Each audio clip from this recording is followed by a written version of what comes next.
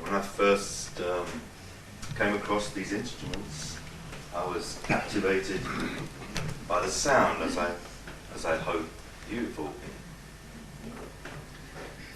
And so anything I talk about these instruments and things comes after I heard the sound and from many years of working with these sounds, or these instruments. Going back to 1973 was when I first started working with these instruments. I didn't have them all then. I maybe just had one then, and slowly it's grown over many years. And it all really started just before I was 16 years of age. I discovered that I could play complicated drum rhythms very easily, so I got involved with playing drums and percussion. And then before I was 17, I discovered that I was what's called a trance medium, and overshadowing, not deep trance. And my father had been a trance medium before me, and psychic phenomena goes back several generations through my family on both sides, actually. But I hadn't been educated or brought up in any of that. I just discovered it. So we had 5 members of what's called the Great White Brotherhood in our home family circle, and some 12 other helpers. So there were 17 in all, spirit beings that were involved with our little family. And at this point, I was sort of top of my class, and maybe top of the school in art. But I was quite good at art anyway. And so at this point, the 2 gifts that I had were painting and music. And I felt that these beings that were speaking through me were talking things that this little brain of mine didn't know. So there was no doubt in my mind that it wasn't me talking, apart from the fact that I knew that I was physically moving out of my body so that somebody else could move in and use it for a temporary amount of time at a given signal. I don't just let anybody do it or any time. I have a special sign that these brothers make, and they alone can make it. So I don't do anything unless I get that signal. I haven't done much in the last 25 years. I must say I've maybe gone into trance maybe 5 times in that time, because I joined the White Eagle Lodge in 1970, and they certainly didn't encourage anything like that. So I was unfolding along the spiritual path that exists in that particular group. But coming back to the music, so I felt very grateful to life to have had this opportunity to be awakened to the fact that there was no death, and that beings on many different levels can contact us, or that if you like, it's like we're in a house, and all I knew about was the front room, and suddenly I discovered there was lots of different rooms with lots of different beings in, and we could all have access to them at any time. We didn't have to be stuck in that one room. So I wanted to give something back to life for this wonderful experience, and music and art were the 2 forms. So with the art, I was commissioned to do portraits of all 17 guides or helpers and things. And they would turn up, and I would see them clairvoyantly, and they would pose for about, I guess, 20, 30 seconds, and then I would paint them from memory, with help from 2 spirit painters, an Arabic chap and a Persian painter.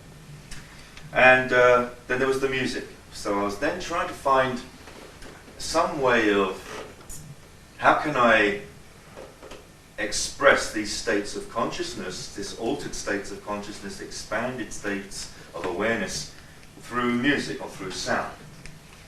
And so a few years went by until I eventually heard somebody playing some percussion, some music, and at that point I was interested in that music, and he happened to strike a gong.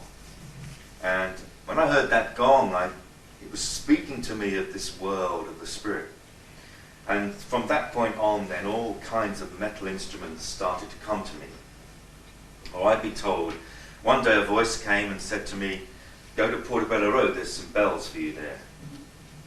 So I found out where Portobello Road was in London, and I went down there, and I'm walking around, and about 50 foot off to the right was some shops set back with a few benches in front. And one had all this crockery, and in the corner were these three brown looking things, and I thought they looked like bells, you know. So I went over there, and sure enough, they were a set of three 400-year-old Japanese temple bells. So I got my little beater out, and in the middle of a Saturday Portobello Road market, there I am happily bonging away. So I said to the chap, I'd like these. What do we do now? So he said, well, they don't belong to me, they belong to a chap who owns a shop around that road, you'll have to go and talk to him. So I thought, shop, this sounds like more money. So went round the shop, and the guy dealt with Ming Dynasty vases and all this kind of, the place was known. So I walked in and I said, I've seen these three bells of yours and I'm very interested in them. They're called Densho, the Zen Buddhist bells called Densho. And he said, he's an Italian chap, you know. So I said, look, I know I might look like a famous or rich rock musician, but I'm actually a student. I don't have a lot of money, but how much do you want for the bells? So I said, well, I pay £60 for them. You give me £75. Because this is about 1973 we're talking about, 1972. So I said, yeah, okay. And it still took me a couple of weeks to get the money together. And I'd actually told some people who ran stalls in Portobello Road about this amazing thing. And unbeknownst to me, they'd gone running around trying to find them before I could get back, but they never did find them. And they said to me, we've been trying to find these bells, what have we done? You know, we can't find them. I said, I don't know. So, anyway, I got the money and turned up, and the day I went to collect them with the money, there was a Japanese dealer there. So he translated for me all the writing on the bells that told me the name of the temple, the month they were made, the year they were made, and how, so all that. And then he said, how much are you paying for these? You know, so we said, £300, you know, so £400. So the dealer behind, you know, so don't tell him, you know, it's got these Ming Dynasty vases. I said, no, 75 quid actually, mate, you know, we should buy at a shop. So I just said, I'm getting on the first bus out of here, you know, before this guy changes his mind. So that's how 3 came.